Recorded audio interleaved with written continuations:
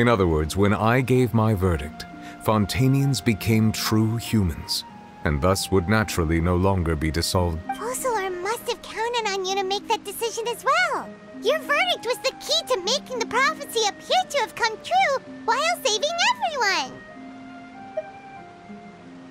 Yeah, and in a manner of speaking, Focalor finally managed to fulfill the original Hydro Archon's wish to turn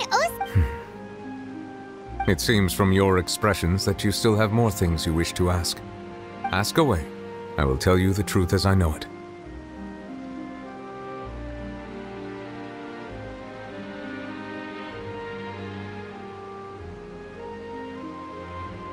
I have investigated his case along many avenues, and I have learned that he once fell into an unknown chasm when he was young. There, by chance, he awakened the all-devouring. But whether it be by sentiment or reason, that should not have been enough to consider him the root cause of the disaster. At most, he would have had tangential liability. As for the judgment passed by the Oratrice during the trial, whether it was due to that liability by association or Focalor deliberately using him to buy time for us on the assumption that he would be able to hold the creature off, I cannot say. Guess Focalor had Fontainians in mind the whole time. In the end, it was thanks to her that they finally became real humans. Hang on a second. Paimon suddenly got another question. Back when Fontainians hadn't yet become real humans, were the children they had also transformed Oceanids? Life has always flowed like water. Do you recall how Fontainians would often come to the Fountain of Lucine to pray for children?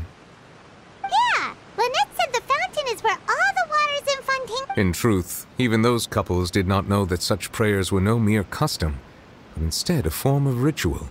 Those Oceanids who were blessed within the spring water would later descend as new humans in the coming months. Paimon sorta gets it now. Either way, seems like this ritual won't be of any further use, but it'll... Ask away. I will tell you the truth as I know it. Yeah, about that. Risley said Farina has already left. What's that all... Ah, Lady Farina. The people are only aware that her death sentence has not been carried out. She abdicated the post of Hydro Archon and left affairs related to that title to me, before leaving the Opera House. I related Focalor's words to her faithfully and completely. After hearing them, she seemed neither saddened nor... She simply said that she was tired. And having said that, she then packed her things and moved out of the Opera House. Not unlike how an ordinary person... but she's still... You need not worry. I will make arrangements to ensure that she will not want for food, clothing. In truth, I am somewhat happy for her.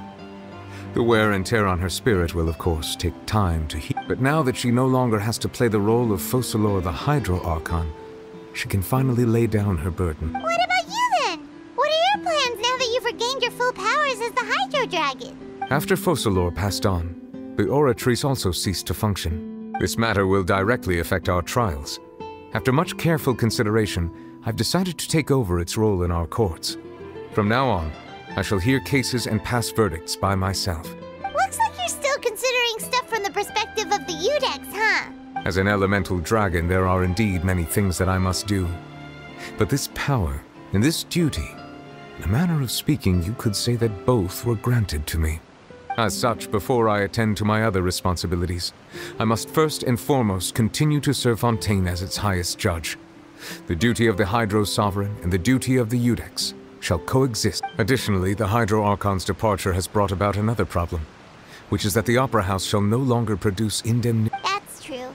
That power was derived from the people's faith in the Hydro Arch. Wait, but the various mechs and machines in the city are all still okay. As I am now, I have full command over New Musia, and it can serve as a complete substitute.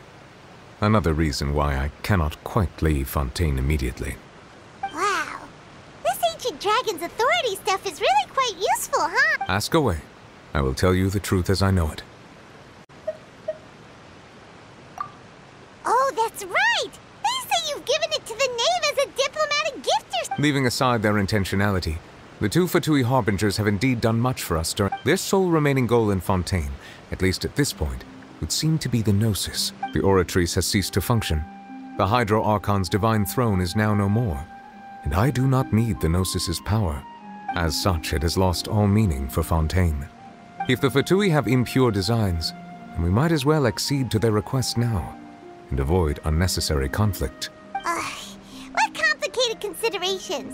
Paimon thought you were just giving it to them out of gratitude to the knave and as an Ask away. I will tell you the truth as I know it.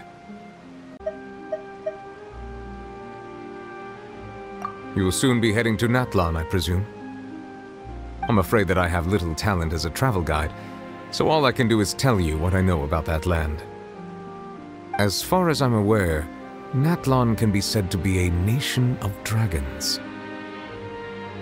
A nation of dragons? You mean like you? No, I suspect that I would not find myself welcome there. Unlike ancient dragons such as myself, the dragons of Natlan have undergone long years of development and evolution. Large numbers of them have entered a form of coexistence with humanity. Natlan is also the nation of war. War ravages those lands like an undying flame. There is one other piece of information I got incidentally from my negotiations with the knave that I believe may be useful to you. The harbinger known as the Captain has thrown his hat into the endless ring of war. The Captain. Sounds like a real tough customer. Seriously, everywhere you look, there's a Fatui harbinger doing their thing. I suggest that you fully prepare yourself before going to Natlan. In the meantime, Fontaine's doors will always be open to you. Ask away. I will tell you the truth as I know it. Hang on a sec. Paimon's still got a question about the Gnosis. When we spoke to Linny earlier, he mentioned that your attitude towards giving away the Gnosis had clearly changed. We guessed that there might be some reason for it that only you were aware of. No wonder the House of the Hearth is the Fatui's intelligence. So regarding this specific issue, I was just getting ready to share something with you. What is it? In truth, I exchanged some further words with that lady named Skirk after sending you two back to the surface. It went something like this.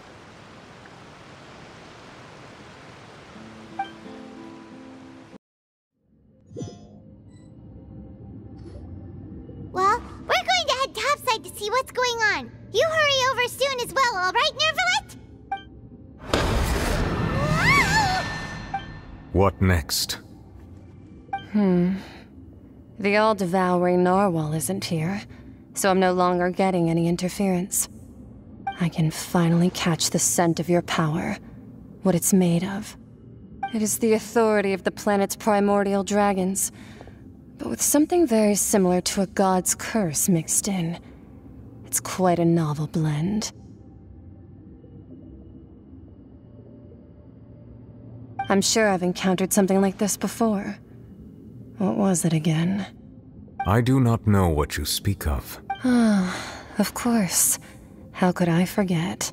You should have the remains of the third descender on your person, yes? Remains? I've never heard of any such thing. According to your parlance, I believe it may be called a gnosis. Well, that much is true. After Focalor's divinity faded, she handed her gnosis to me.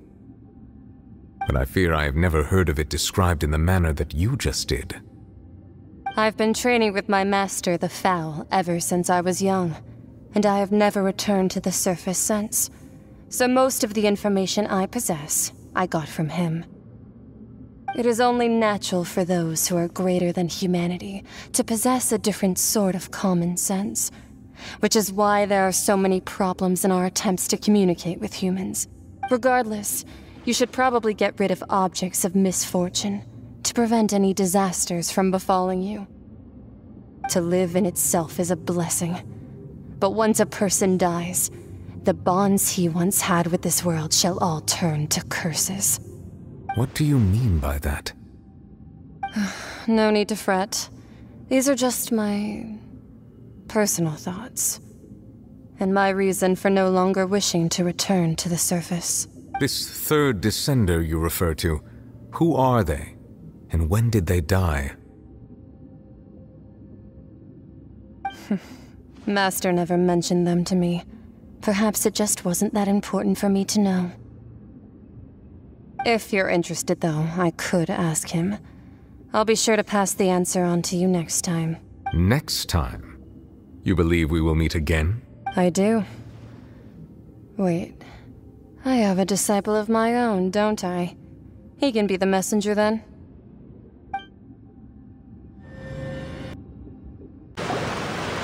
That's what she told me. Whether it would prove useful or not, I wanted to pass that information on to you. The remains of the third descender? So that's what the Gnosis actually are. Paimon just thought they looked like chess pieces. How could they be a person's remains? All the same, assuming that there was no misunderstanding or special metaphor at play, that is what she meant to say. And she said that it would bring misfortune and that you should check it, which is why you gave it to the Fatui. If she speaks the truth, then I would simply be putting Fontaine at unnecessary risk by keeping it here.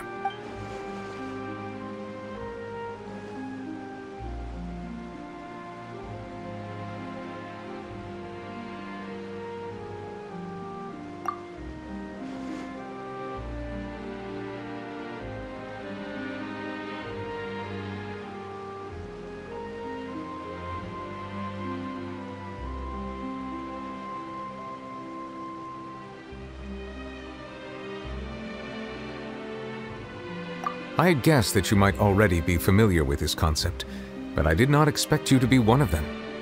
That means that the Gnosis, which are exceedingly element-compatible and can even enhance elemental abilities, do indeed come from the third descender. I wonder, does your body also possess similar properties? Like being able to use elemental powers without a vision. No, let's not think about this stuff right now. It just feels comparing the Traveler to the dead third descender and all. That's what you say, but this topic still feels like bad luck. Once Child recovers, let's get some more answers out of him. Or go look for his master and get the answers that way. I too believe it unwise to make too many blind guesses when information is lacking. The same is true of being at court. All right. Whatever the case, it seems like the crisis here in Fontaine